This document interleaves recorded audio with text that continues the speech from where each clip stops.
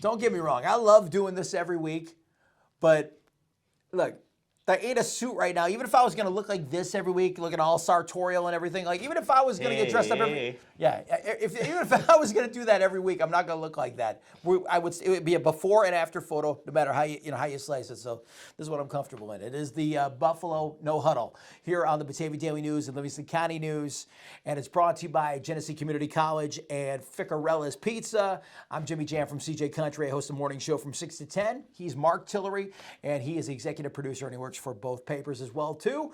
And we are here to talk Bills football as they get ready. They're on the cusp, on the precipice, on the doorstep of an AFC East title, coming off their win 29-15 against the Atlanta Falcons last Sunday. They are fit. That team is fit to give me a little bit of anxiety, Mark. I mean, I go to each game, and you're just there at halftime, and it's a cold day and stuff. And granted, we're used to that, but it's been a bad season weather-wise. Like a lot of the Bills home games have been rain, snow. And you're just there going, do not blow this game now. You know what I mean? You got Atlanta, a team you should beat. You got the Jets next week. It's like, don't derail it now. But they got it together and handled it in the second half. They love to give me a heart attack. They really do. You ever notice it's always nice 2 days before or 1 day before the game? Like all nice, sunny out, everything else. And then the second you got to go into high mark, it's just freezing. And I think about you, I'm like, poor Jimmy, man. But that rock pile is always rocking no matter what. They're beating on the seats. You see snow and ice going up in the air. I've been there before. It's fun. And I went there a couple times for the losses. Never got a lot of wins there. But have you been with me when they won a game? I don't know. This is the E.J. Manuel days, man. So it was a while back. Wait, are you sure it's been that long? It was a while back. Now I feel awful. Now I got to get him to a game. I got to get you to a game. All right, fair enough. I'm feeling better all the time. No, but honestly, it was one heck of a game this weekend. I honestly think that the Falcons' wings were clipped a little bit and they were sabotaged because they have to have the itis after all those wings that were were sent to them. That was great, Stephon Diggs. Bills, though. That's Stephon great, Diggs, that was great. Buying wings for his buddies. Gives wings away, cars away. It was a weird game in that the Falcons fought their way back in. The Bills made some mistakes. Josh had a rough game, obviously, but at the end of the day, it isn't always about what you do statistically. It's about how you rise to the occasion to fix a problem. And that's what the great teams tend to do. Yeah. And Josh Allen in the second half leading those 2 touchdown drives, even though he didn't do it with his arm, did it with his legs, and he had a lot of help running by committee. It was great to see them rise up and not fold in the tents, because we've seen that a couple times. We have, and Josh Allen has learned how to adjust. Something, like you said, something snapped after that New England game. That Monday night where they just couldn't get it together. Had this team played the Patriots on that Monday, there would be no question right now who's the AFC East champion, without a doubt. You might be right, and if the weather hadn't been what it was, that could be. I mean, the weather was the biggest thing too. I mean, we could get into all that, but I want to look forward because the Patriots might be coming again if it breaks out a certain way playoff-wise. But let's get down to player awards in this 29-15 win over the Falcons. My MVP, actually, I'm going to go to you first. Your MVP of the game. Who is my yours? MVP, bottom line, the offensive line. They plowed through. They stopped that defensive line. They certainly gave – I got some notes here, and I'm going to make sure I put them out there. They protected Allen in the pocket like no other. You had Singletary with his first 100-yard game and when? I want to say since last season, maybe? Yeah, was it? It was his best outing ever, though, that's for sure. Yeah, it was certainly his best outing, 2 touchdowns. We'll talk about that. But, the offensive line I haven't given them enough credit this season. It's always been about offensive players, always been about defensive players. Offensive line, hands down, protected their quarterback, gave him a chance to make some plays, and Josh Allen certainly took advantage of that. Maybe not in the air, because he did have time to throw the ball, but goodness, man, that man could run the ball, and the Bills had it together. Offensive line.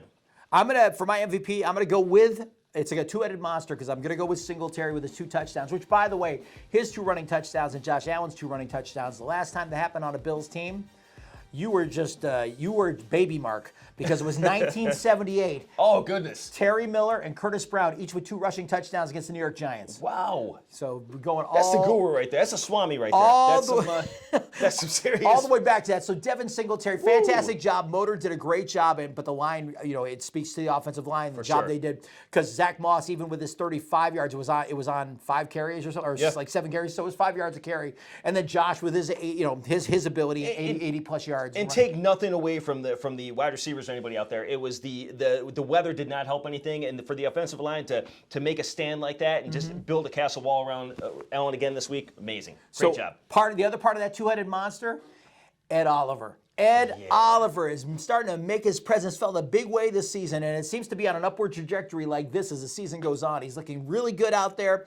Remind me of some of those 90s Bills that played defensive line back. Maybe not yet. You need a bigger sample size, but he's looking good. He has stepped up in a big way, and I'll tell you what, if you had to pick like an unsung hero for this season as far as growth and development, is Harrison Phillips. Phillips now, he's like solidified. He's now taken over more snaps than Star Latulele on the interior line, and Harry's playing for a new deal. You notice, too, these players love this team. They look like Oliver looks like he's having fun out there. All these players look like they're having fun out there. Yeah. Obviously, winning's fun. Winning is fun. Winning is fun. So the culture in Buffalo is, if it's cold, we're still going to get it done. So I'm looking forward to this weekend. We'll talk about the Jets game in just a little bit, but goodness, man, what a heck of a game by that team. I mean, you're playing Atlanta, but Atlanta's a tough squad.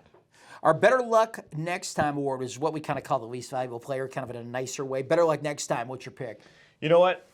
He only had the ball thrown to him 2 times, but there's been a steady decline for Dawson Knox over the past couple games. I'm not saying this in a negative way. It's our Better Luck Next Time in the nicest way that we could say it. He hasn't had the targets. I don't think the game plan for New England necessarily had him in there. But I mean, I take that back. He had the touchdown catch against New England, though. Yeah, I'd like to see him have. I want more out of Dawson Knox. So we haven't seen it. Mid-season, he was in that mid-season form, doing amazing. It's just I want that Dawson Knox before the injury. I had him down for Better Luck Next Time as well too. Oh, wow. Man, there was a play during the game too where he was lined up as an H-back. He was in the backfield and he ran out to run a pattern to his right, and Josh never looked to him, and he could. I would have been wide open, even me with my elite 9.5 speed, and that's 9.5 over 10 yards. I would have been open. And it was a rough day for Knox, but he'll bounce back. I mean, he's had an incredible year, one of the best years for a Buffalo tight end ever. Bro, seriously, this is the thing that happens maybe in the game, happens out of the game, maybe happens somewhere else in the league during the week where we go, bro, seriously? What's yours? When I put a prediction of a score like I did last week, and the whole game opens up to a baseball score, Marquez Stevenson. Isaiah McKenzie pretty much erased all the negative this season as far as hands go, as far as anything 2 weeks ago, and then Stevenson muffs the return. Well, actually, it wasn't a muff because you can't advance a muff. He did carry it and then get popped. Yep. So he had possession. There's a difference because they couldn't have advanced a muff if they had dropped it right there. You're right. You got a whole lot of. So it's just, It was a bad day because what happened on the next possession what happened to the Falcons kick returner? He muffed it too. If you remember, he did fumble it too. It might have been that type of day, and I think that may be why McDermott put him back in because typically that's the thing. Time you go, okay, you figure McDermott, okay, he's not coming back out to. I didn't think he was coming back out. Like Micah Hyde's going to come pick up punts and stuff, but we're talking in the elements like that. Yeah. I honestly expected him not to be benched, but you're gonna get schooled a little bit. No, I mean he went back out there, played the game, but you gotta prepare for those. You gotta prepare for those. That one, you talk about the pursuit on a kick. You notice that later in the game he had a bobble as well too. But because everybody's pursuing so heavily down the field, he used that and made a nice little run up the sidelines there. He is gonna break at some point. He'll find a lane, but right now he's finding his legs as a returner in this league. It seems like he'll find a zone and then run into his own guy or run into whoever and stuff like that. But you can tell he sees the back of his players often. He's got speed, and at some point when he figures out the lanes a little more regularly, it's going to be dangerous. And it's hard to figure out the lanes in the snow. Imagine trying to take off a plane in the snow like that. Absolutely. I mean, it's just, I'll give him a break. It's a very chill, bro, seriously, because the Bills really did nothing wrong in this game. My bro, seriously, Matt Ryan. How long has he been in this league? Matt, why are you stunting when you're down by 2 touchdowns? Yeah. And you're going to try to rub it in someone's face and do the whole glare and everything like that. And guess what? You didn't even make it in the end zone, dude. Your knee was down. About that. Have some composure. You're the quarterback of that team. You're supposed to be the leader on that team. You're supposed to be the Rock of Gibraltar. I mean, and let's face it, him stunting on a player is like Woody from Toy Story stunting on you. I mean, he strikes no fear in anybody. He doesn't. He's about as scary as a box of kittens. Exactly. So Matt Ryan, I don't know what you were thinking, but he cost the team 15-yard penalty, and now they're back. And that was a touchdown with 6 minutes left. It would have put them within a touchdown, 6 minutes left. And no, they put themselves in a bad spot. That's one of those boneheaded plays you don't make, and his veteran leadership should have been there at that point. And to taunt the players, the player that he was taunting, it's a complete joke. You know what we need to do right now? We need to talk to Alex Brasky. It's been a couple weeks since he's been on the show. And you and I sort of talked about this in the playoffs, who we want to face, maybe not want to face right off the bat. What's the best path to get the Bills into the playoffs? Now, a lot of this is prerequisite on them handling their business and winning it against the Jets on Sunday and being able with the division title. But Alex, Batavia Daily News and Livingston County News reporter, my question to you is, what's the team the Bills least want to face in the playoffs? If I'm the Bills, the team that I want to face least in the postseason is the Indianapolis Colts. Why? Well, they proved why when they came to Buffalo and throttled the Bills behind a solid running game led by MVP candidate Jonathan Taylor. Taylor is one of the best running backs in the league, and the Bills have one of the worst run defenses in the league. So that is a bad matchup for the Bills, and although I'm not worried about Carson Wentz if I'm the Bills, I am worried about Jonathan Taylor and that Colts rushing attack, along with one of the best offensive lines in football. So if I'm the Bills, I do not want to face the Colts in the AFC playoffs. All right, we are going to go get our game time fix. And in about 30 seconds, we're going to come back and talk about the Bills versus the Jets. The Bills need a win to be AFC East champions back-to-back. Nick Ficarella, the pizza-making university.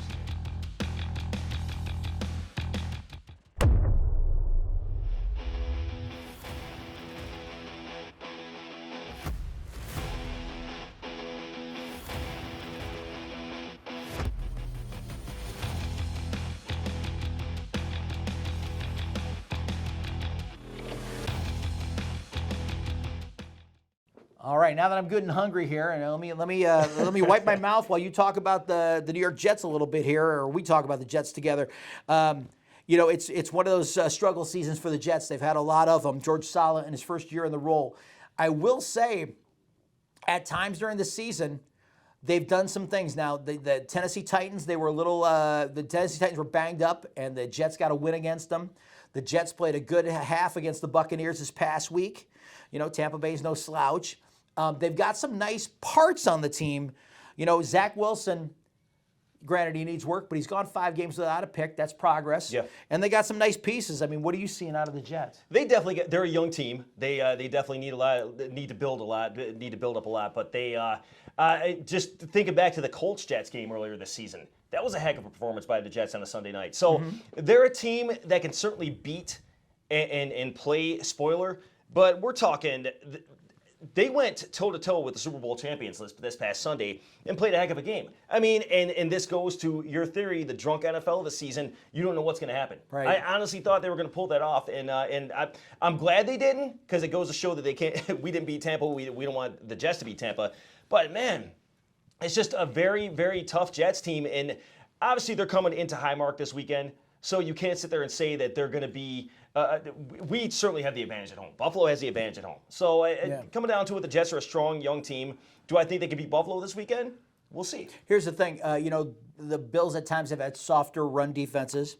At times they can look good, but sometimes they look painful. The Jets actually have a nice running back by committee thing that could be happening and growing for next season. Running back Michael Carter, the rookie. Yes. They've got Ty Johnson and Tevin Coleman. Each of them have done really well in the past few weeks. I'm looking at last week's totals. I mean, you're talking over 100 yards with the 3 of them. Sometimes you get what you need just by committee, just by sharing the load there. And Tevin Coleman. Actually, I was going to say Ty Johnson and stuff. He's a guy who can catch balls out of the backfield as well as run. A fast young receiver core too. Yeah, they've got Jamison Crowder and Braxton Berrios. Those are guys that are a good squad there. C.J. Mosley leading the team with 13 tackles last week on defense. Defensively, I mean, when you look at I'm just giving the eyeball view at the numbers. They definitely give up more yards. There's no doubt about it, especially during the versus the Bills defense. It's another 100 yards plus per game. So yes, they've got challenges. There's no doubt they got challenges, but they're a young team, and I think they'd love to come into Buffalo and try to wreck shop and play spoiler and stuff and ruin Buffalo's chance to something to. There are teams that run for the bus, and then there are teams that take advantage of opportunities to set the tone maybe for next year. And I think, and I don't think this team is unfocused under Saleh. I just think they're young and inexperienced, and maybe they lack some talent. The Jets certainly aren't playing for a draft pick on Sunday. I believe they're going in there and they want to play spoiler. And the thing is, Buffalo, and you can honestly say this, they have a tendency to shoot themselves in the foot and get very comfortable. Yeah. I hope they ride off the momentum of these past couple games and realize that this game is the playoffs. You might be in the playoffs, but you want that AFC East title, and you don't want Miami to get it for you. Yeah, here's the other thing, too. I remember the Jets coming into town with a 10-5 record a few years back when Fitzpatrick was their quarterback. They needed a win over the Bills to clinch, and Buffalo wreck their season. So there is precedent for this happening in the final week of the season. So Buffalo's got to play good, smart football. I do think if Buffalo, at the height of their powers, if they're doing what they're supposed to do and do the basics well and avoid some of the early mistakes that they had last week, I mean, they cannot have 4 turnovers again. No, weather. Weather to a point, but I mean, better ball protection. And if Josh can make a few better decisions, I don't think it's as close as it was this past week. Well, look, we got the drunk NFL here, and hopefully Sunday, Mother Nature's not swigging on it a little bit either, because you don't want an unpredictable Jets team to come in there and Mother Nature to kind of mess it up for us a little bit. That's the only thing I'm worried about is the Bills can go in there with the best game plan, but there's always that adjustment because we do not know what this unpredictable Western New York weather is going to do yet again. Let's take a time out right now, courtesy of one of our sponsors, Genesee Community College, and then we'll come back and give you our game predictions for Sunday as the Bills take on the Jets. Choose a school where the arts come alive, where science and technology thrive, to create something extraordinary. No matter which path you choose, GCC gives you the tools to start your next journey. Because when you choose GCC, your time is now. All right, let's start off with Alex Brasky for the Batavia Daily News and Livingston County News. Alex, your prediction, final score, what's going to happen on Sunday? All right, the Bills are getting set to take on the New York Jets at home to wrap up the regular season.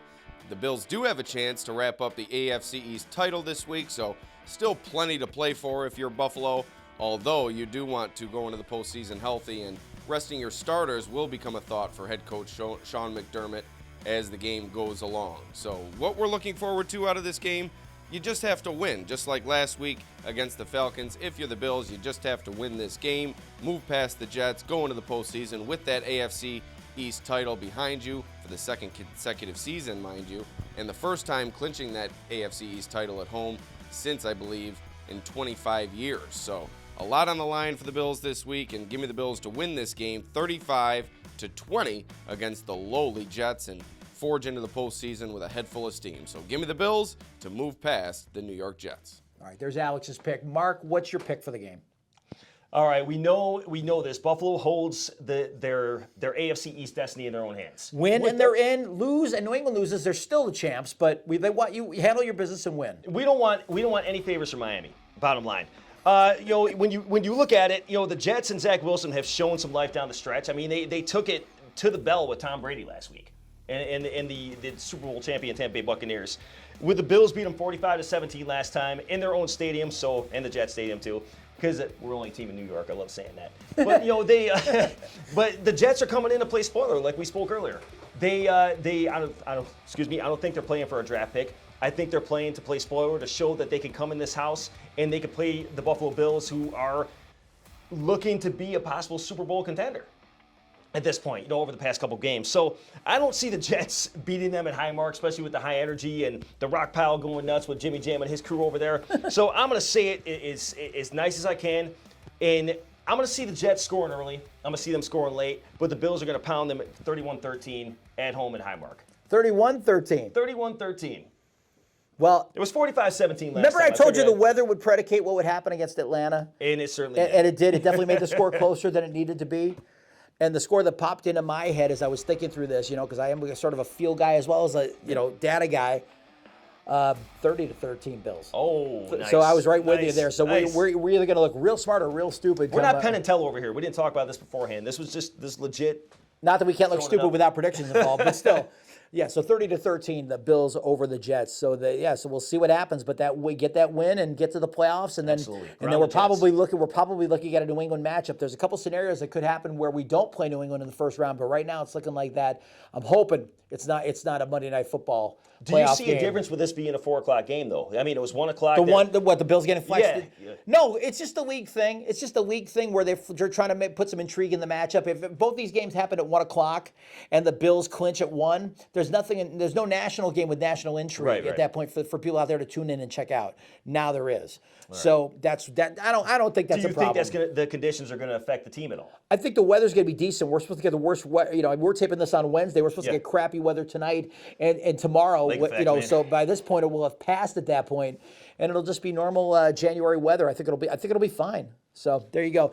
That does it for the Buffalo No-Huddle. I am Jimi Jamm from CJ Country, morning 6 to 10. Please listen, because I need all the help I can get. He's Mark Tillery, and executive producer here for the Buffalo No-Huddle. I want to thank you for checking us out. We'll be back next week. Next Thursday, new video drops, and hopefully we're talking about AFC East champs back-to-back and the home playoff game, at least one. Maybe we'll hope for more, but we'll talk more about that when the time comes. Until then, thank you.